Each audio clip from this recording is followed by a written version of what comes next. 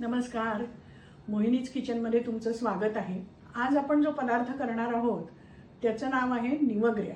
खरं तर हा जुनाच पदार्थ आहे, पण सहसा केला जात नाही। गणपतीत अगदी मोदक झाल्यावर उकड राहिली की आपण करतो, पण एरवी सुद्धा करण्यासारखा आहे, सोपा आहे, मुलांच्या डब्यात द्यायला चांगला आहे, पोटभरीचा आहे आणि मधल्या वेळीच्या भुकेलाही आपण करू शकतो। तर असा हा पदार्थ कसा करायचा त्याचं आपण आधी साहित्य बघूयात। लागणारं साहित्य बघूयात आपण।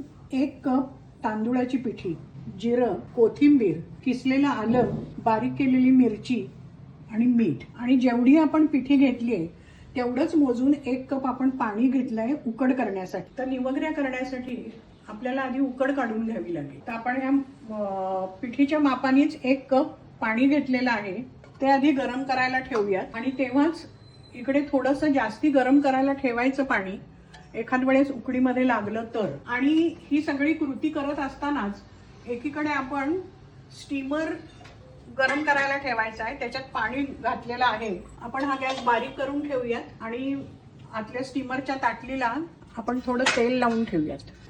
आता पाण्याला उकळी आलेली आहे, आपण गॅस जरा बारीक करूयात आणि उकडीमध्ये आपल्याला जे सामान घालायचं आहे ते ह्या पाण्यातच घालायचं, म्हणजे त्याच्यात चव चांगली उतरते। तर हे आपण पहिल्यांदा घालतोय जिरं, त्यानंतर थोडी कोथिंबीर, हे आहे किसलेलं आलं आणि ही वाटलेली मिरची आहे। आता मिरची तुम्ही तुमच्या आवडीनुसार घाला, मुलांसाठी करत असाल तर थोडं कमी मिरची घाला, आणि मीठ। आता गॅस थोडा मोठा करून आपण हे चांगलं ह्याच्यात मिसळून घेऊयात। त्या मधल्या पाण्याला पण आपण गॅस चालू करूयात। आता हे चांगलं ह्याच्यात मिसळलंय तर गॅस बारीक करून आपण ह्याच्यात पिठी घालूयात तांदूळाची।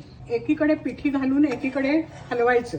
हे आपल्याला थोडं भराभर करावं लागतं, जेणेकरून पिठीच्या गुठळ्या होणार नाहीत। आता आपण ह्याच्यावर जरा झाकण ठेवूयात गॅस बारीक असतानाच 1-2 मिनिटं। आता उकड झालेली आहे तर आपण गॅस बंद करूयात, पण हे झाकण असंच 2 मिनिटं ठेवूयात आणि मग नंतर ती उकड इथे ताटात काढून घेऊयात आणि गरम असतानाच थोडा तेलाचा हात घेऊन मळूयात। आता उकड झाली असेल, आपण झाकण काढून बघूयात। छान दणदणून वाफ आलेली आहे त्याला।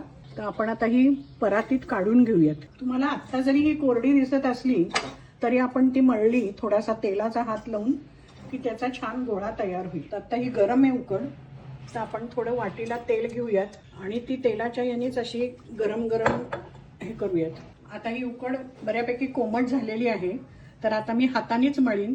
थोडा पाण्याचा हात आणि थोडा तेलाचा हात असं घेऊन आता हे मळून घेऊयात। आता आपली ही उकड मळून झालेली आहे, त्याचा छान गोळा झालेला आहे। तर आता आपण मी थोडासा तेलाचा हात घेते, तर दोन्ही हाताला मी तेल लावून घेते आणि याची छोटी छोटी गोळी करून आपण ही अशी हातावरच चपटी करूयात। आता मी हा गोल आकारामध्ये केलंय। मुलांसाठी करताना तुम्ही इतर कुठल्याही त्यांना आवडीच्या किंवा जरा नाविन्य वाटेल अशा आकारामध्ये करू शकता। आणि आता एकीकडे आपला स्टीमरही गरम झालेला आहे, त्याला आतमध्ये आपण तेलाचा हात लावलेला आहे। तर एक आता असं करून आपण हे ह्याच्यात ठेवूयात। आपल्या आता निवगऱ्या सगळ्या थापून झालेल्या आहेत आणि आपण स्टीमरला लावलेले आहे।